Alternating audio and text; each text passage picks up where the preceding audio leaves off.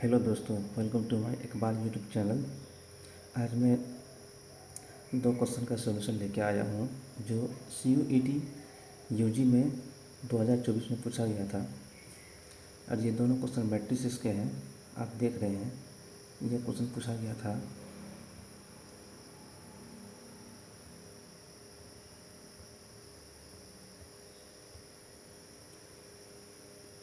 CU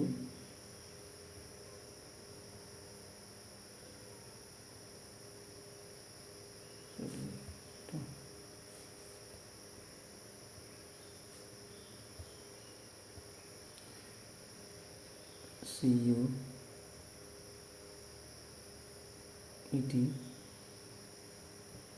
UG. ये दोनों question जो आप देख रहे हैं स्क्रीन में, ये CUET यूजी में पूछा गया था 2024 में। और भी क्वेश्चन पूछे गए थे मैट्रिसेस के। फिलहाल मैं ये दो क्वेश्चन लेके आया हूँ। तो इसका सॉल्यूशन, पहला क्वेश्चन क्या कह रहा है? पहला क्वेश्चन कह रहा है कि if A and B are symmetric matrices if A and B are symmetric matrices of same order then A B minus B A क्या होगा? ठीक है ना। ए और बी साइमेट्रिक मैट्रिसेस दिया हुआ है और ए बी माइनस बी ए क्या है? तो ए बी माइनस बी ए जो एक खुद एक मैट्रिसेस है। ठीक है ना, यह खुद एक मैट्रिसेस है। तो इस मैट्रिक्स का ये पूछा, ये मैट्रिक्स क्या होगा? ये मैट्रिक्स जो होगा A B minus B A, ये साइमेट्रिक मैट्रिक्स होगा, जीरो मैट्रिक्स होगा, स्क्यू साइमेट्रिक मैट्रिक्स होगा या आइडेंटिटी मैट्रिक्स होगा। इस चार में से कोई एक ही ऑप्शन करेक्ट होगा। यानी मेरे पास गिवन दिया हुआ है कि ए ट्रांसपोज इक्वल टू ए दिया हुआ है, साइमेट्रिक मैट्रिक्स ये कहता है ना। उसके बाद B transpose equal to B दिया हुआ है। तो पूछ रहा है कि A B minus B A, ये जो मैट्रिक्स है, ये मैट्रिक्स क्या होगा? साइमेट्रिक होगा, इसको साइमेट्रिक होगा, आइडेंटिटी मैट्रिक्स होगा या जीरो मैट्रिक्स होगा। ठीक है ना। तो इसके लिए हम देखते हैं। मेरे पास दिया हुआ है ए बी माइनस बी ए, ये एक मैट्रिक्स है। तो इसको हम सी मान लेते हैं, सी इक्वल टू इतना दिया हुआ है। ठीक है ना। ओके, हम क्या करते हैं, सी का ट्रांसपोज लेते हैं। सी ट्रांसपोज इक्वल टू क्या होगा? A B minus B A का होल ट्रांसपोज होगा। ठीक है ना। अच्छा, और हम लोग जानते हैं कि ए प्लस बी का transpose equal to A transpose होता है प्लस बी ट्रांसपोज होता है। ठीक है ना। अगर माइनस भी हो तो कोई दिक्कत नहीं है, A transpose minus B transpose हो जाएगा। तो यहाँ पे A C transpose equal to A B का whole transpose minus B A का होल ट्रांसपोज होगा। ठीक है।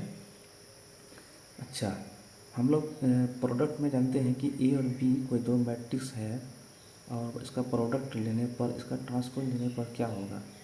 ठीक है, ए बी अगर प्रोडक्ट में है, नहीं मल्टीप्लिकेशन में है, इसका ट्रांसपोज जो होगा तो B transpose into A transpose के इक्वल होगा। ए बी का ट्रांसपोज लेंगे, ए बी का होल ट्रांसपोज लेंगे तो B transpose into A transpose होगा।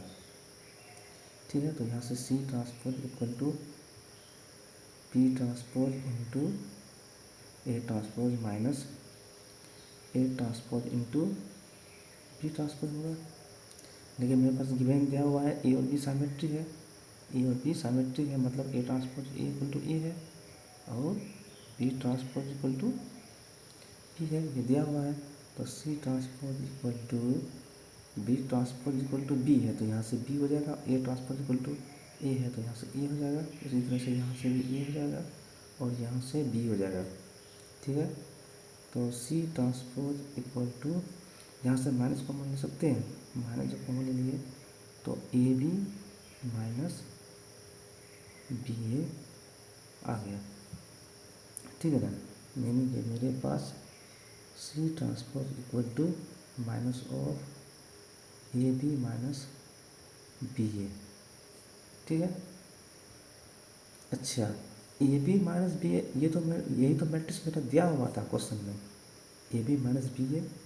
ए बी माइनस बी है, ये जो मैं ए बी माइनस बी है जो मैं सी मान चुका हूँ, मैं देख रहे हैं ना, A B minus B A question में दिया हुआ था, A B minus B A में जो सी मान चुका हूँ, ठीक है ना, यहाँ पे C equal to A B minus B A मैं ले चुका हूँ। तो यहाँ पे देखिए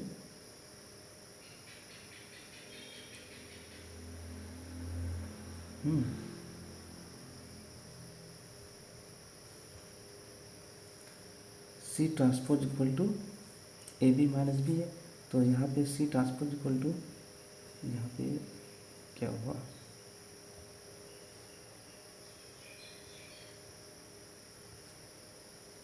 एक minute,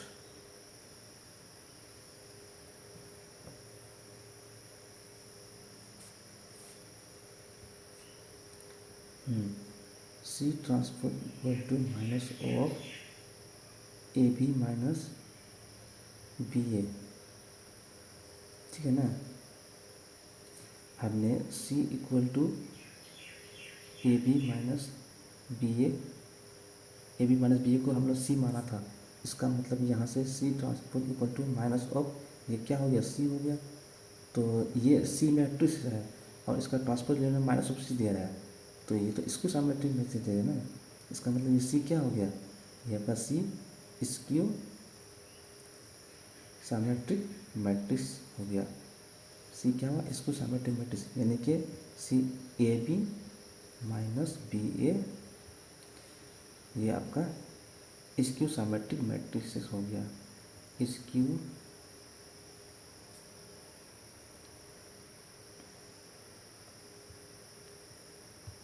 symmetric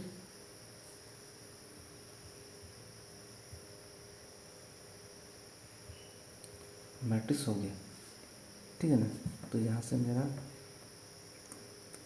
symmetric matrix, zero matrix और skew symmetric identity matrix, third option हो जाएगा, ठीक है ना। उसका सेकंड ऑप्शन क्या कह रहा है, if as square matrix order 4 and determinant of A to 4 then determinant of 2a will be 8 64 16 4।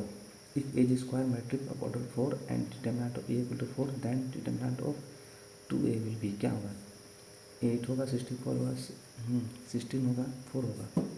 तो चलते हैं नेक्स्ट क्वेश्चन। सेकंड क्वेश्चन में कह रहा है कि ए का ऑर्डर 4 है, यानी कि ये 4/4 मैट्रिक्स है और determinant of A equal to 4 है, तो determinant of 2a, 2 into A what, result है हम लोग पढ़ रहा है कि के अगर कोई स्केलर है, यानी के बिलोंग्स टू कर आर से, है ना, कोई के स्केलर है, क्या है, के कोई स्केलर है, तो डिटर्मिनेंट ऑफ के ए इक्वल टू होता है के पर power N into determinant of A, जो एन जो होता है, एन इज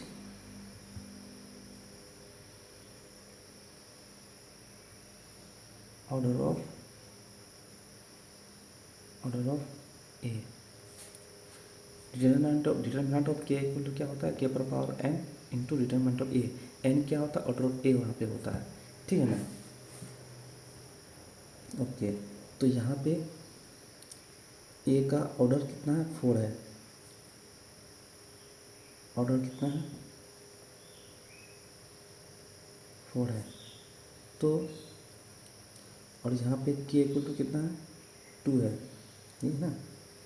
ए का ऑर्डर, ये ऑर्डर है, ए का ऑर्डर 4 है और के इक्वल टू यहाँ से के इक्वल टू 2 दिया हुआ है,